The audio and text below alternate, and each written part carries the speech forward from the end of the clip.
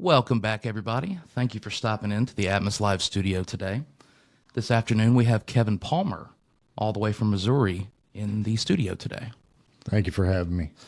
After a little bit of research, it's apparent that you are a father, an independent nationwide touring musician. You have a very rich family history, and you are also an actor and much more. And a couple of things we want to touch on today are in regards to your family history. Let's talk about the Boot Heel Jamboree, Ma Palmer, and Oni Wheeler. There's a lot to talk about. Yeah, well, we got a rich family history in music. I cut my teeth on it. We all come from Bernie, Missouri, a little spot in the Boot Heel. And I guess we'll start with Ma Palmer. She was the sister to Oni Wheeler. Ma was my grandpa's mother. And she was much older than him. She, back in those days, we didn't have daycare and things like that. Big sister helped around the house and helped raise the kids while dad was in the field and mom was doing the chores and whatever. So Oni was on the Sun record label, the famous Sun label, at the time that Johnny Cash, Elvis Presley, Jerry Lee Lewis, all the big names were on it. He actually toured with Elvis. They knew each other quite well. They were friends. And they toured together in the beginning. Oni was original country music artist. He ended up becoming good friends with Roy Acuff and joined his band. One thing he was known for was he could do the train whistle by just his vocal cords. Mm-hmm. He could just do it. And anyway, he was on the Roy Acuff band, which was the house band for the Grand Ole Opry for years and years and years. He actually died performing on stage. Wow. And so we got music on both sides of the family. It's come down the line, but now was Oni kind of like the pioneer for the musical side of your family? Well, from that side of the family, that's about as far back as I know. He's the standout. Gotcha. He's the standout, and he's the top dog. Gotcha. My dad was the man. He was the musician of our family. He had all the talent, and he died whenever I was young, so that was cut short. So when I started this, my goal has always been to get to do everything he didn't get to. Right. So that's kind of what fuels me. But so as a toddler growing up, times were very different, and the Boot Heel Jamboree was a place to go in town where the whole family could come and you could listen to country music all night long. Kids running around having a good time, parents having fun, top-notch musicians too. They've had many famous performers come in there and playing. Narvel Feltz is from there also. He's from just down the road at Poe, but I believe he went to Bernie High School. He graduated from Bernie High School. He's performed there. Crystal Gale. There was always great top of the line music there that we grew up listening to. That was normal to us. And it was good times, good memories. When did they open that up? Oh, was that before you were born? Way before my time, yeah. Gotcha. So as I said, my dad, his life was cut short. He died early, and that really affected me the rest of my life. It became so painful to me that I avoided music at all costs. I wanted nothing to do with it. It brought back too many memories, and I stayed away from it. And later in life has a way of circling back around. I had a son that was born with bilateral anophthalmia, hydrocephalus, many health issues and surgeries we had to deal with. But being born blind and with the hydrocephalus, they had to put a shunt in his brain to drain the fluid off. He was very, very delayed. And as new parents, we did not know how to best deal with him. We were learning as we went. And we were trying to figure it out. But he was so delayed. I remember he couldn't crawl yet, and me and his mom had bought him a toy keyboard.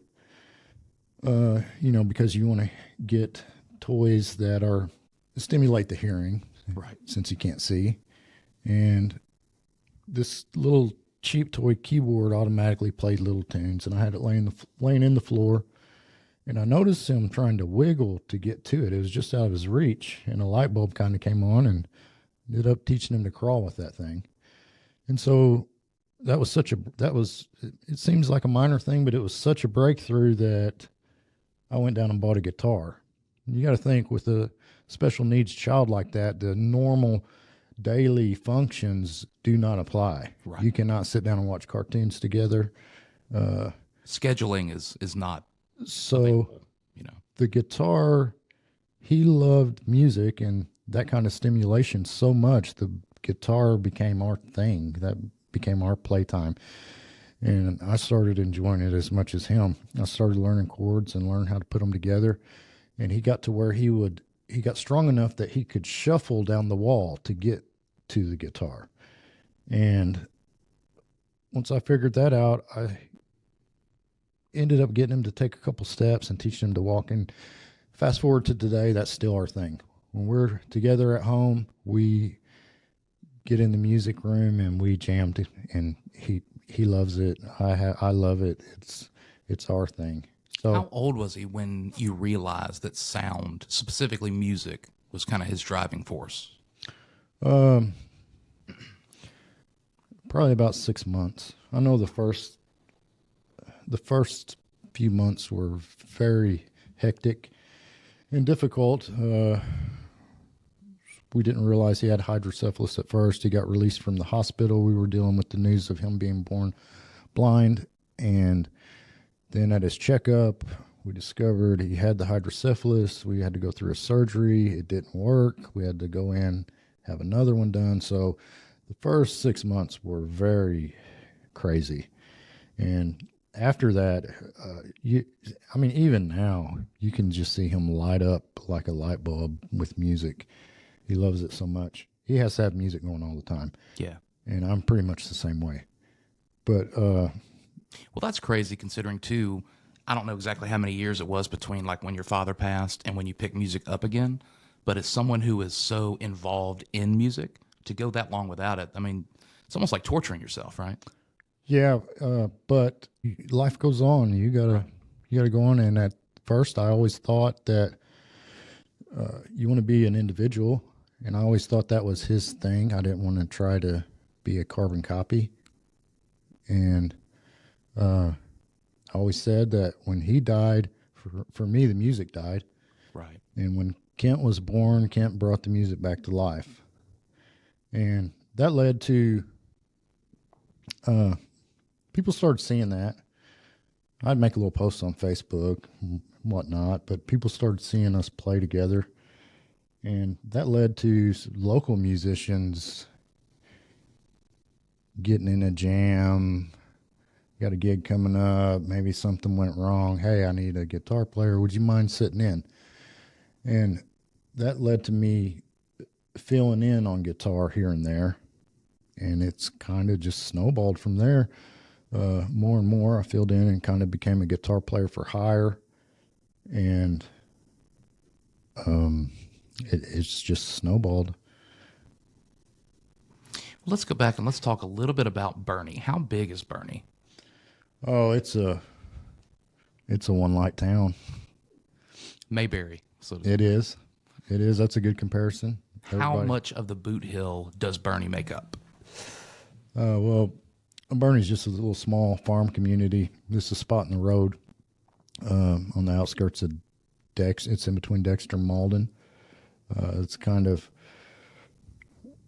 it's an old school town for sure, but it's a small town. I love small towns like that. I love where everybody knows each other, and you don't have to worry about the crime or locking everything up. And There's a certain charm to it that you don't get in a bigger place. yeah, we've lost that now. Yeah. Now, speaking of that, compared to what it was like there when you were growing up, is the town pretty similar today? Is it very different? It's pretty similar. I don't have a lot of family left there anymore.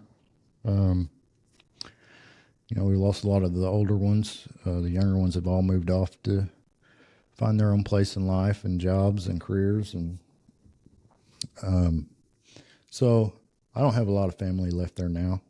There's still a street down there, Fleming Street. A lot of the locals still call it Palmer Street because there were so many of us that lived on that street back in the day. They just tore the Boot Hill Jamboree down.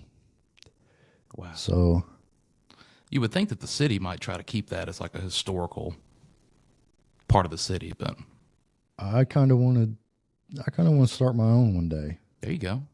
Now, would you do it in Missouri again, or would you put it wherever you? I think so. I don't have it all worked out, but that's my retirement plan. That would be beautiful to see it revived.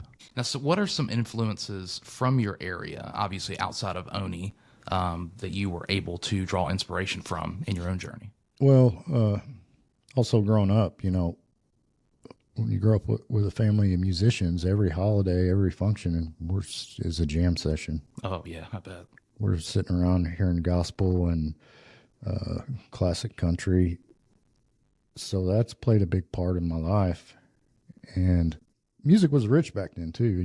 Like I mentioned, Narwhal's still going. He still performs, and it's music it's not like it was then, Mm-hmm. but in my mind it is, because that's how I grew up. That's what Well, I think that style of music lives in you, which is why you're still able to like really directly relate to that.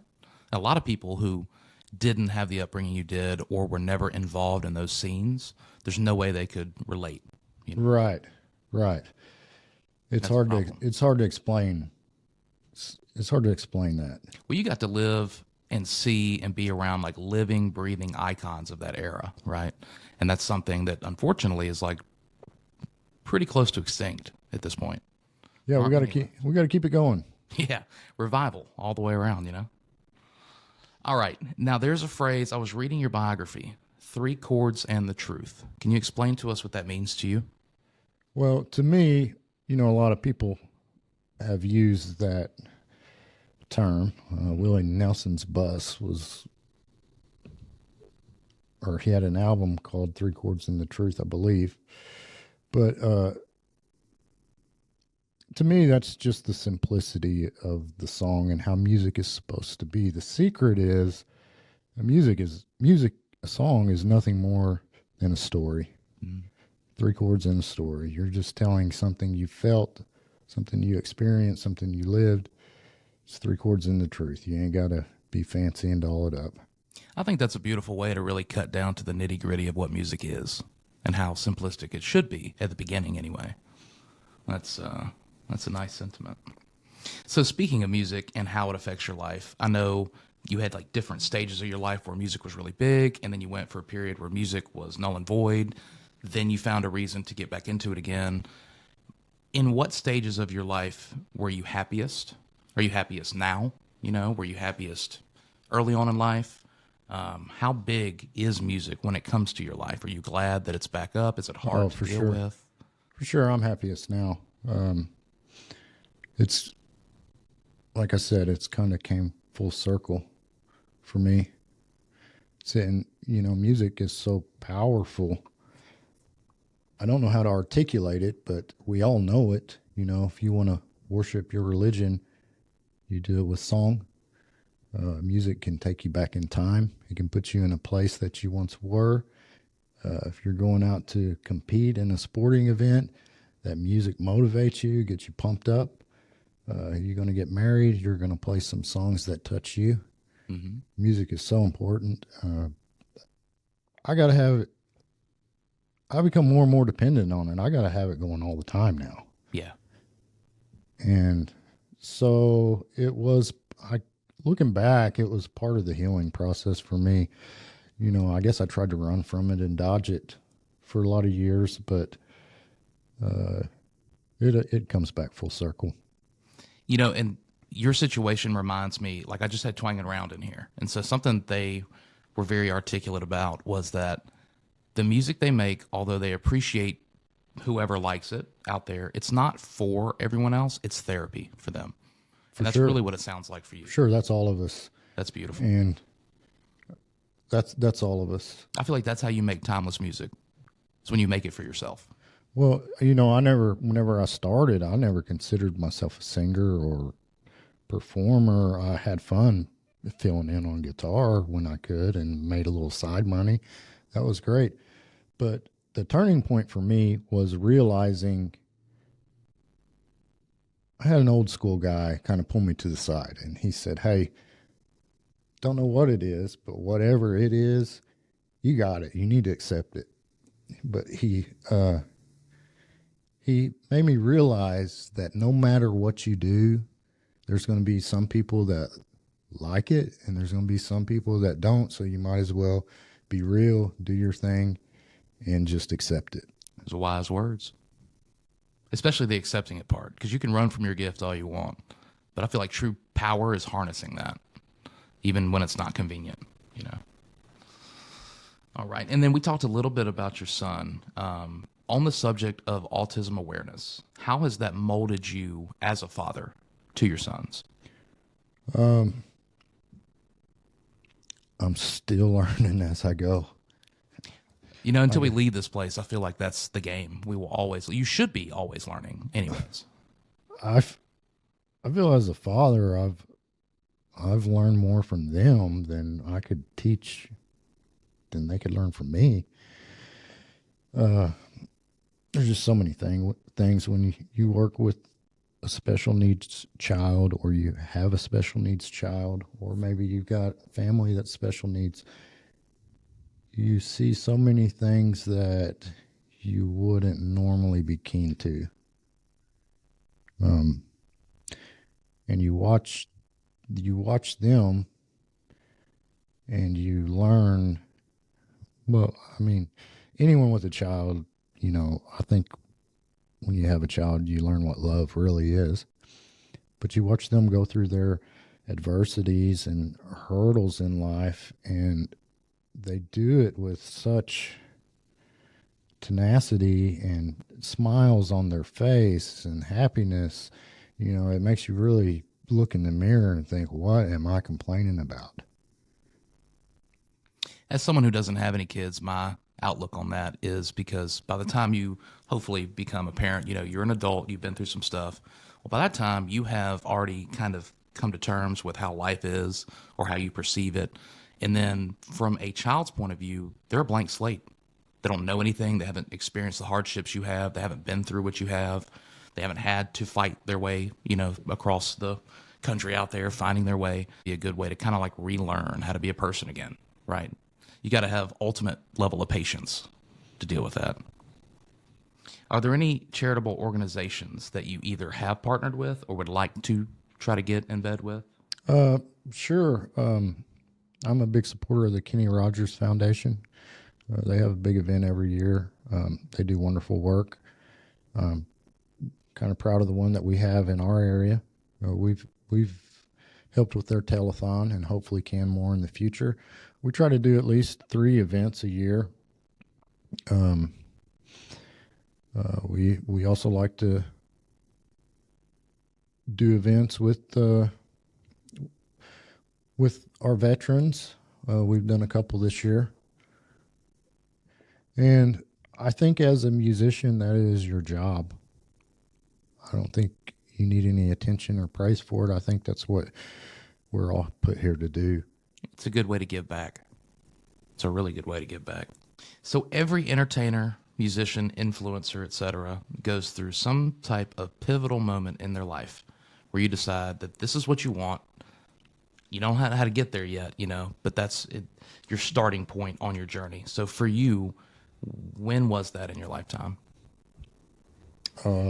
Show number one, we were doing a show in Indiana. I was guitar for hire, having a great time. It was a wonderful show. And I had a bad trip, had some bad things happen. Singer had some vocal issues, started losing his voice, told me, hey, I don't think I'm going to be able to do the show. If I give you the signal, you're going to have to take over.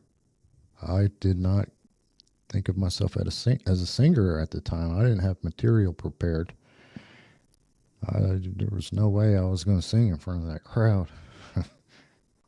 Was that your first time actually singing in front of other people? I had done like a song here or there along the way. Got into the show, started performing. I got the signal. I kicked off with the song, and this was kind of an intimate setting. The people were seated in kind of like an Opry fashion. Mm-hmm. And I felt like I could have heard a pin drop. And in my mind, I was thinking, well, we're fixing to crash and burn here, but the show must go on. Right. So I kicked off the second song. We did Folsom Prison Blues, and a little 5-year-old girl got up and started dancing, and the place erupted. And now we're here. Well, that's a great introduction into your journey. Could have gone much worse. Could have got a lot of booze. There could have been no dancing. It could always have been worse. Well, that's really interesting. Now, when you actually performed, how old were you at that point? Is this recent? It's been a little over a year. Gotcha. Now, before that, when you were a child, did you have any kind of performances at the Boot Hill or anything, or did you? Oh, just as a little brat running around singing. It's funny you asked me that because from the time I was 3, I learned 2 songs, all the words to Just a Swingin', which these were my favorite songs back then. Just a Swingin' and The Devil Went Down to Georgia. There we go. And I would sing them to anybody that would listen. You might make eye contact with Kevin, and you'll get a song. That's right. That's funny. Did you know how to play guitar when you were younger, or is this a newer thing? I didn't know how to play guitar. I've always been able to pick around on the guitar. I don't really know how, looking back, other than just kind of seeing what Grandpa and the uncles and everyone else was doing. Maybe you pick up a lot by watching. You must have an ear for music, because that's different. I did pick it up very quickly. I do play by ear. I've never had a lesson. All self-taught. It's the best way to be. I don't know. I don't know how much you actually inherit. I don't know how much you pick up by watching other people. I know you got to be around it. Right. Just like anything else. But I'm not saying there's anything wrong with lessons or anything like that. That just wasn't my way. Mm-hmm. I feel like anytime you teach yourself something, it pushes you to really deep dive in more so, especially when you're younger, than it does just to go to lessons. If you teach yourself, it's because you have taken the initiative to learn that. Yeah, you better be really serious. Yeah. You're going to do the work. Yeah. You're going to do a lot of, what was it, Chet Atkins that used to say, there's a lot of hunting and grunting before there's any picking and grinning. Yeah, he's right. So there's a lot of failure. Yeah. Well, if you wanted every single thing you ever did, 1, life would be extraordinarily boring. And 2, you never would really learn anything because you would already know it, right? And that's the journey. That's the ride. Yeah, it'd be too easy, and then you wouldn't be interested. Yeah.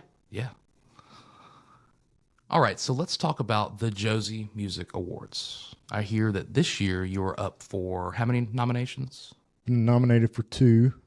Very nice. Which I'm very honored to be nominated, of course, especially since this is my first year, and most of my music was not released in time for the nominations. So they don't even know the Right. rest of your catalog. Right. They've only seen the first couple songs. So I'm extremely honored to be nominated, and I'm humbled to be nominated in my first year. So no matter what, I've already won. Yeah, you're right. And I tell you, too, what they have put together for independent musicians is golden. I have seen people come there that have been fighting for 10, 15, 20 years to catch traction, and the Josies will put you under the spotlight in a way that a lot of other people can't, Well, especially for Nashville. we're getting a wave again of independent artists. Things are changing. We have social media now. We have our own platforms. There's a lot of incredible independent artists that are going big. Well, now that you don't have to be sucked into a label to do so, Right. man, it's a game changer.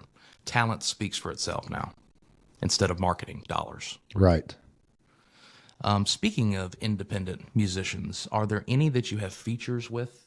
Sure. Me and Clayton Q and I have collaborated on one, which is up for nomination. Very nice. Clayton and we met at John Schneider's house, and we've been on the road a lot and seen each other, and we're friends. We visit and hang out, and we wrote that song together around a bonfire at my manager David's house, and just released one. It's kind of a crossover with the Rural Kings. They're out of Michigan. Is that correct? That's correct. They're out of Michigan. They're Michigan based. We just released one called Double Wide Blues. It's had over 100,000 plays on YouTube already. Very nice. Moving right along. So this is their debut album. So those are good friends of mine. I really enjoyed working with them, and we're going to do more. We're doing a show next month, November 18th at Battle Creek, Michigan, opening up for Rehab. Very nice. So that'll be fun. I haven't met the Rural Kings yet, but they are close with Clayton, obviously, who I'm close with, and then Re-Up and Pacific. Re-Up, I hear yes. really good things about the Rural Kings. Yes, Re-Up shot the video for that. Yeah. So he did good work. He's a busy man. He stays busy. He puts his heart into it. He does good work.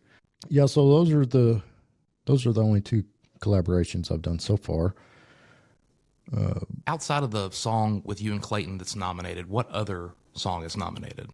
That was one of my first ones, a song called Summer Rain. Nice. And I don't know how we did it.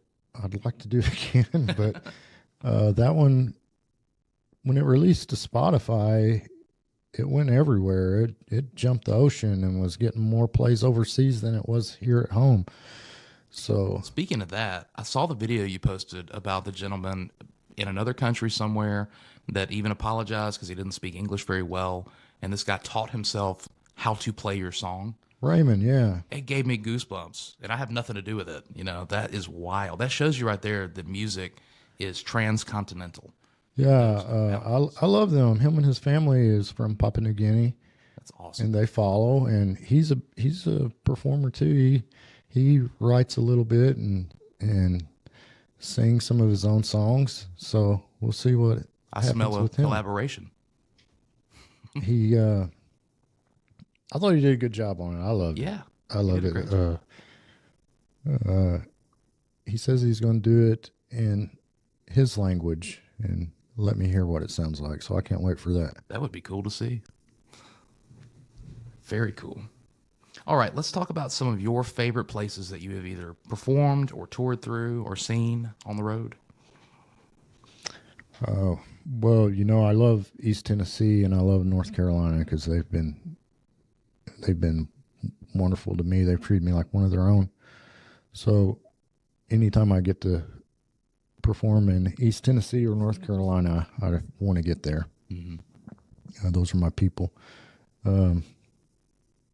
I got to play the Popcorn Sutton Festival, which we love Pam Sutton. She's a dear friend of ours. Always have fun there. That's one I really like. We also got to play Hazard Fest this year, which was a great time. And those were both in Newport, Tennessee. We did our own in Arab, Missouri. Arab Country Music Fest was a festival that was put on by my friends and sponsors at Arab Station. So I had a lot of fun with that one, getting to do one at home. We had Clayton Q perform and Keith Burns of Trick Pony headline. And we had Turtle Man came out. We had a great time. Kids could come. And I'm more about those kind of settings. I like the old school ways where it's a family event or a jamboree or bring your kids, bring whoever, or hee haw. Remember that? Mm-hmm. The comedy and country music. That's more my speed. I have a good time at events like that where you can bring the kids and everybody have a good time. Well, there really is something for everyone at those type of events. There is. They're pretty solid. How close is Arab to Bernie? Is that pretty close? It's not far. 30-minute drive. Do you think that festival will continue going forward? We'll see. We're going to regroup. Might put on some more of our own shows. I don't know if we'll do the festival, but eventually I want to try to work towards doing the jamboree style thing. Keep music going. Do you think you would keep it in one spot, or would you kind of have like a traveling jamboree? I wanted to do a traveling jamboree. That would be cool. And I don't know. There's a lot to work out. Right. Logistics of festivals and shows are not easy. All right. What are some venues that you would like to perform at? I don't know. Maybe Silverados. They seem like they've got a lot of big shows out there. They have a lot of talent that comes through there. Another fun one we did was the Troubadour. Maybe I can get back there sometime. I love the Troubadour. Yeah, you were there. Yeah. That was a fun time. That was a good one. All right. So how many songs have you written and released so far? Oh, I don't know. It ought to be about 17. I don't know that they've all been released yet. I know for sure there's 2 that haven't been released. Are they coming up pretty soon? We're going to wait till the beginning of the year. Nice. And we're wrapping up the end of our season right now, so hopefully I can write some more, get back in the studio and get some more work done. And when you write and record, do you do that back in Missouri? Have you found a place in Nashville? Man, my process is so crazy. I've done it at work. I've done it running heavy equipment. I've done it in the car. One song, that Music City Dreams, I couldn't sleep. It was midnight. We were scheduled to be at the studio at 9 a.m. I wrote that song after midnight, and we went in and recorded it. The band or nobody had even heard it. Wow. So my process is really crazy. I can't set a time and sit down and let's write about this topic. It's hard to be creative on the spot. It really is. It really is. For me, it kind of hits you, and then you got to get it out right then. And then you work a full-time job too, don't you? Yes, sir. So that makes it even more difficult because instead of locking yourself in the studio for hours and recording whatever happens, you have to, on the spot, be creative. Yep. We jump in with both feet, get her done. All right. So you have a very, very distinct voice and style. Where did you get your inspiration for that? It's God-given. I don't know if everybody feels this way, but have you ever heard yourself on a recording and be like, man, is that what I sound like? I always felt that way. I never felt like I had a singer's voice or a cool style. I just thought I wish I could do this, or I wish I could sing high like Steve Perry or whatnot. And eventually I just realized, hey, this is me. This is what I got. Let's just stick to our guns and be real. You know, a lot of people are not able to come to terms with that. And I feel like the longer you pay attention to somebody else and what their gifts are, the longer you neglect yours. And you could be growing. True. A lot of people just kind of let that slide on by, watching somebody else's yard grow.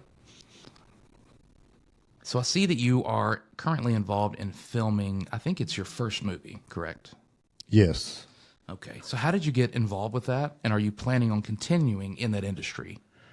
Well, I've been all over. I've been to a lot of festivals. I've met a lot of these people on the road, and a lot of them you kind of develop friendships with along the way. And that's kind of how this happened. It happened organically, just life on the road, meeting them, running into them, and seeing some of the projects that they are working on or have done. And sometimes these producers view a musician songwriter as a storyteller already, so they think you're already geared to being an actor, because an actor is just a different form of storytelling. Mm-hmm. So that's how it got started. And so now I have a leading role in Uncle T's Farm Stand, which will be finishing up in December. It'll be available on Roku and some other streaming platforms, but it'll be finishing up in December. So it'll be. Don't you also do? I think you're the fight coordinator or something else on there too.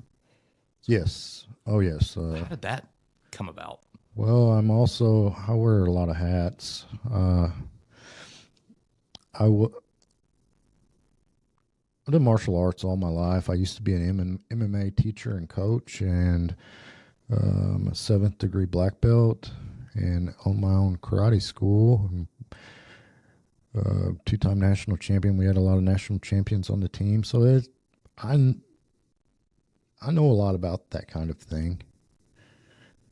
Coordinating and taking falls and bumps and selling punches, and it kind of just happened. Needed a guy, I knew how to do it. Fake it till you make it. Well, that's in your case, you knew enough to get up in there and do what you needed to do. That's interesting. So how often do you actually film for that? Because I know you got a crazy schedule outside of that.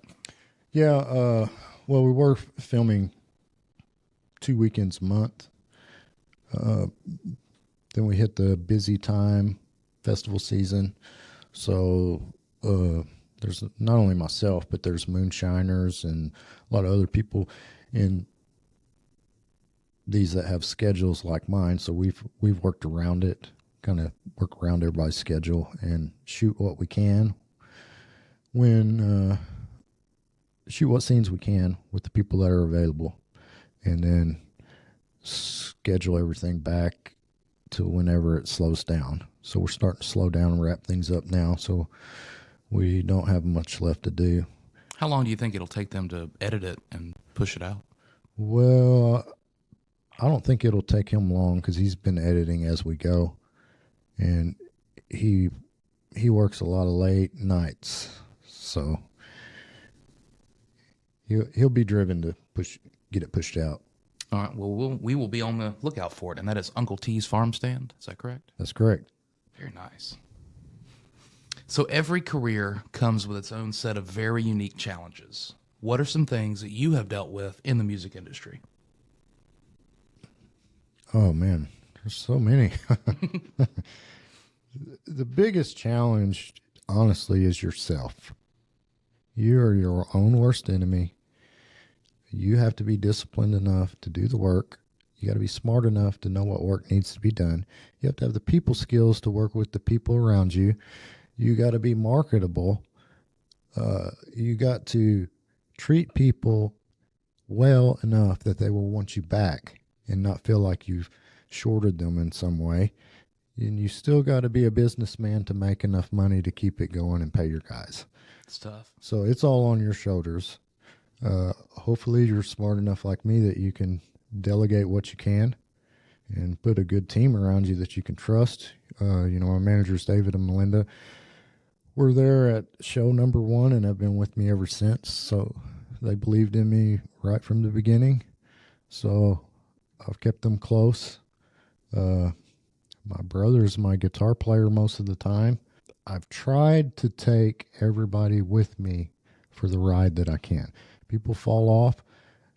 People have other goals than you. It's nothing personal. Yeah, and that's fine. Yeah.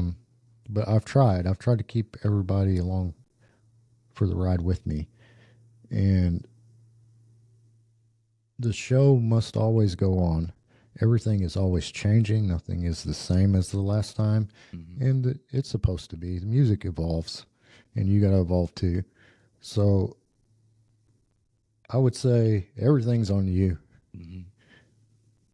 No it's pressure. Like being an independent or a small-time business owner with a whole bunch of extra stuff added on top of it.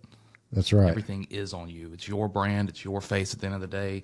Even if a team member mismanages something, doesn't matter. Remember you. It's your fault. That's right. Well, it sounds like you got a good team around you, and you're only as good as the people around you. So you're off to a good start, I would say. So far, so good. So what are your thoughts on staying completely independent and handling everything in-house versus finding the right label to back you, if there even is such a thing? Well, being independent is not for everybody. Some people need a label. Some people don't. They're saying, if it ain't broke, don't fix it. That's kind of how I feel right now. I don't want to ever feel like I sold out. My principles are everything to me. Mm-hmm. I want my word to mean something, and I want your word. I want to be able to go by your word too. And that's how we've done it so far. We've done all this, working a 40-hour job, raising kids, battling cancer at the height of it. There's no excuses, man. Do it. If you want to do it, do it. If you don't like it, something, change it. Mm-hmm. Keep going. It all starts with self. Like you said, if you don't like it, get up and make a change. That's Whether right. People, places, or your things, it all starts with you. So you mentioned cancer. How did that affect your life, and how long did you battle that? A little over 3 months. I was diagnosed with the same type that Jimmy Buffett had. You see a scar on my face.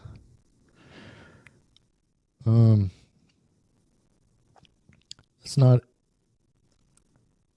It can always be worse. Right.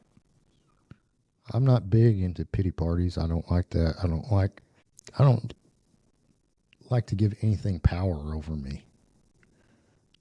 We don't know how long we're going to be here. Tomorrow's not promised. You just do the best you can with what you got. That's all of us. Fortunately, they caught mine early and treated it successfully. So I thank God for that every day. It's not an easy thing to go through. You're trying to work and you feel terrible, and you got to get your skull blasted with radiation every day while you're working. Yeah, it sucks. But is it that bad? No, you get up, put your boots on. Come on now, cowboy up. Keep going. It can always be worse. There's so many people out there that have it so much worse than me. I would not cry or complain about it. Keep going. Yeah, it sucks. Well, let's be honest, too. Any one of the things that you deal with on a daily basis, whether it be raising your kids or working your job or being an independent artist, any one of those is enough to make the normal person crumble. And then you add cancer in the mix on top of that. Like, that just shows, it's a testament to your internal fortitude as a human being. That speaks in great volume about you. A lot of people don't have the willpower. Well, there's always going to be hurdles, and you got to roll with the punches. Yeah, that's life. Yeah, that's life. Roll with it. What are your favorite parts about being a musician? Oh man, I love meeting the people that I get to meet, and going to the places I get to go. that I would have never been able to without music. Mm. If you put me on a deserted island and gave me 3 albums of my choosing, I would probably be fine. But, you know, sometimes you ask yourself, is this real life? Because you get to meet so many cool people and you get to make so many friends and you get to see so many places. And to me, that's the cool part. I feel like it would be really hard to live the lifestyle and travel and meet the people without working in the industry, right? Like, how could you ever maintain a sometimes life? sometimes anything you do, you know, sometimes gets tired. You get tired, and then, you know, like you were talking about Raymond earlier, singing your song from Papua New Guinea, and that's a man. Well, if you ever needed to pick me up, that would be it for me. That's it. That keeps you going. Yeah. What are your least favorite things about being a musician? All of those things. With the good comes the bad, you know? The grind, you know, let's say I get off of work at 4:00 and got to be in Florida at 6 a.m. That's tough. That's real tough. So the grind, it wears you down. There's only so many places you can be and so many things you can do at one time. And juggling all your responsibilities it can be tough too. You know, if you're out on the road and you got a sick kid, you want to be home. Yeah. Yeah. How do you find the time to manage? I mean, you just fill your roster with good people. I guess that helps. Yeah, I got a lot of people helping me. Got a lot of people that know. I don't have anybody helping me that is not a good close friend. That's in it for the wrong reasons. Right. It's not like I'm paying a stranger to help me. Right. We're all family. So that's what makes the difference. The kids have a great mom that helps out home. She probably does more than should be expected. You know, maybe it ain't her weekend to have Kent, but she steps in and does it because she's supporting too. My girlfriend Christy at home taking care of all of my crap while I'm on the road. I couldn't do it. You know, I probably couldn't do it if I didn't have the good people helping me. Well, they say it takes a village, and they weren't lying. All right, so if you had to give advice to somebody who wanted to start brand new tomorrow in the music industry, what steps would you tell them to take? Wow, that'd be tough because everybody's journey is different. This is true. But I would say no matter what, you have to be, and this is kind of a hard thing to do because you want to emulate everybody that you like. Right. And the key is to be an individual. You need to tell your story your way. And you need to tell the story that you've lived. So I would say you figure out your story and tell it. And if it's good, it'll get there. I can see that being difficult for people coming in on the outside looking in. How do you draw inspiration while also being true to yourself? And like you said, I guess if your story is worth listening to, they'll come back. What is your take on the streaming portion of the music industry? Do you think it's more helpful or harmful to independent artists? Well, I think it's helpful. Overall, it's more helpful. I wish I was smarter and knew how to manipulate it better. Algorithms are tough. Yeah, that's all black magic to me. Yeah. But it's definitely better because you have a platform now. You can broadcast your music all over the world instead of needing a label to do that for you. The downside is it's hard you're making fractions. So you got to have those million plays Right. to make any kind of money. Right. So you gotta always pay them dues. It's crazy how little on the back end that an artist makes. Just run of the mill, just getting to the starting line. Twanging around, we're saying the other day that I think on the radio you get 7 cents a spin. And that's like the top of the line. And this is like the mainstream radio. So then on the other side of it, I mean, it's like a fraction of a penny. Yeah. It's like, I don't know what it currently is. I thought it was like 0.003 cents. That's wild. So you need those millions, but people do it. Yeah. There's a lot of independent artists that went huge. And, well, we're seeing it we're seeing it more and more. Mm-hmm. Especially people like Anthony Oliver. I mean, the guy just went out with a cell phone and That's a great example.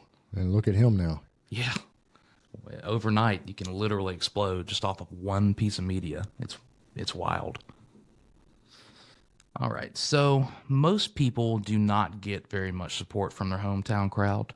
How has that been in your situation? Do you get more support on the road or from people at home? No, it's the same. I get more support from other states, but I think that's normal. I read a local article from back in the 50s about Elvis there's nobody bigger than Elvis. Right. I don't care what you say. But I read an article about Elvis after he had hit big with That's All Right Mama, and he had went on tour. He tried to come back to his hometown and do a show and played to an empty house. And this is Elvis. That is the one and only Elvis. So, I mean, it's not a big deal, guys. Don't take it personal. And they do turn around too. I'm getting more and more support at home every day. So just do your thing. Don't worry about that kind of stuff. Do your thing. It's normal. And you do what you're supposed to do, and things will work out like they're supposed to. I think it ultimately kind of boils down to like a lot of people we grow up and spend time around when we're younger feel like they already have that access to us. So they already they know you. They know you. Yeah. But people evolve and people change. And especially if you're just now starting something 10, 15, 20 years from now, hopefully you won't be in the same spot as you were, right? Right. I wish more people at home would realize that. You aren't who you were when they met you, so why treat you the same way? Doesn't make sense. If you could collaborate with one living artist or band and budget was not an issue, who would it be? Living. Man, everybody I like is Ghosts. How about a real outlaw like Shelton, Hank III? There we go. Now, what about an artist who's no longer with us? Waylon. That would be legendary. He doesn't have a song I don't like. Let's talk about platforms. What platform do you get the best interaction on, and which ones do you want to see grow? I probably get the best on Spotify. I don't monitor them a lot. I'm old-fashioned. I want to see you and shake your hands. That's what I try to focus on. I don't worry too much about that, because we're releasing songs to over 88 platforms. I don't even know them all. So I mean, that's wild. 88 platforms. I think I used like 2. It's a full-time job. Maybe 4. It's a full-time job for somebody to analyze and collect all that data. Mm-hmm. And I feel like I should be doing something constructive during that time. That's wild, man. So let's talk about what you have going on in the future for the rest of this year. Do you have any places that you are playing out?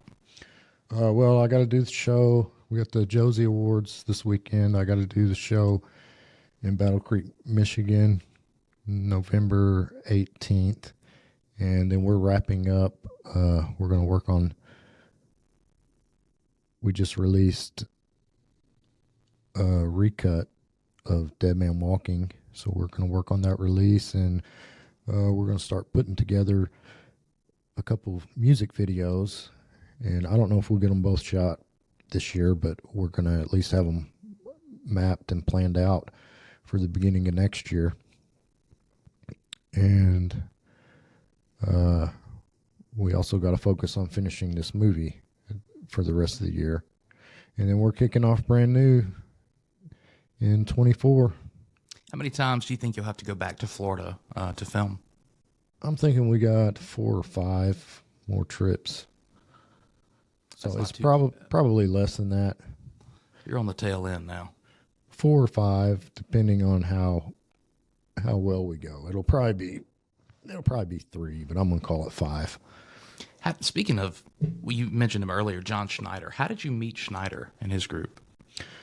Well, I've met a lot of them at shows and festivals. We met John at Bo's Extravaganza, which is a show that he puts on, or used to put on.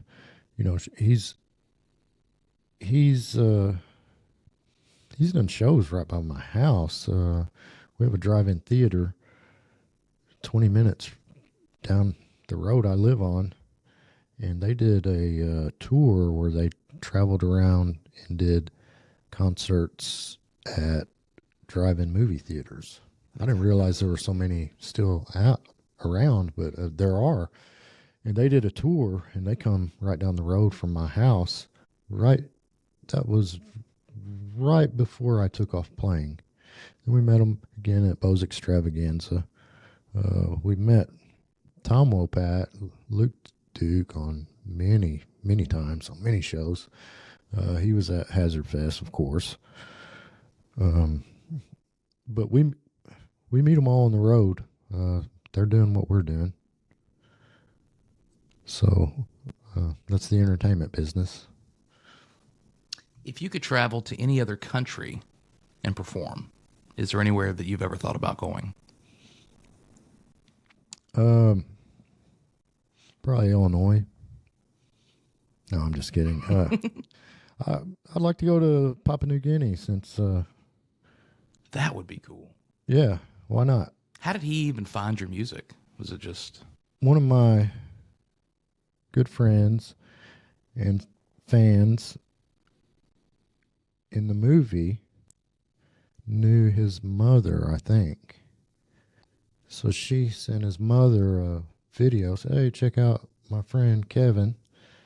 And they liked the song.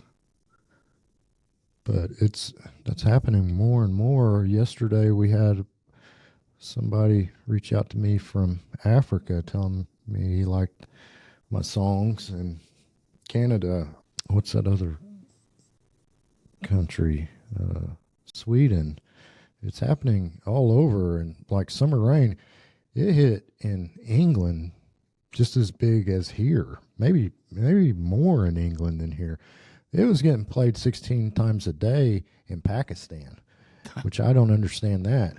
That's wild. It just goes to show you what the beauty of having these bigger platforms is. Yes, it's a gift and a curse, but I mean, how else, if this was 50 years ago, would these people have ever heard your name or your Right. music or anything about you or sent you videos back and forth? I mean, technology's not all that bad. It could be worse. All right, we're getting to the end here. Now's your chance to plug anybody, any sponsors, any individuals, any places, or talk about any releases or anything that you would like to mention. Well, we just released the song Dead Man Walking, the 2023 recut. It's been released to all the major streaming platforms, so check that out. Got a couple songs coming out on the movie soundtrack. You can watch for those. So your music is on the actual soundtrack for the movie? Yes. That's cool. Wrote one specifically for the movie. It's called American is Huckleberry Pie. Don't want to give away too much, but you can already play that song. I'll give a shout out to my sponsors that have had my back right from the get-go. So the Arab Station, David and Melinda, my managers. One of my best sponsors, Walter Farms back home. They've really supported me and had my back when I needed it. At Shelby Gillian Farms, all of my team, my team is all family. You know, we got girlfriend Christy taking care of everything. Even my son Brandon helping watch his brother Kent and helping around the house. He's a full-time student. I meant to ask this earlier. Did they get to come out to your events? Sometimes. We did that. We did that one at home, the Arab Country Music Fest, and Kent got to come out, and he absolutely loved it. I bet he loved Brandon got to come out, and they got to see Turtle Man and the Smokey and the Bandit tribute, and David, Jesse Duke, Uncle Jesse, all them guys. So they really had fun. And I got to give a shout out and thanks to my studio, Mystics Recording Studio here in Nashville. They've really come to bat for me several times and had my back. They even covered for me when I needed a band at the last minute. So if you guys out there need a studio, you want the best, go to Mystics in Music Valley. You won't regret it, I promise you. We'll put their advertisement up on the screen, or a logo. Appreciate that. Yeah. Well, I want to thank you for coming not once, but twice to the studio. Unbeknownst to everybody else out there, I messed up the footage from our entire first podcast by not understanding how shutter speed and a new lens works. So this is actually the second interview, but nobody knows that, except for you now, whoever's listening to this. So thank you and your team, everybody, sincerely, for coming back twice. The first time was awesome. The second time, I'm honored, for real. Thank you for having me. Man, well, I'm excited to see what comes out of this next year for you. Good luck tomorrow at the Josies. I think you'll do fine. I'm excited for all of them to get to know who you are. And hopefully next year we can have a catch-up interview. Yeah, let's do it again. We'll see you guys down the road. Well, thank you for coming, and we will catch everybody again on the next one.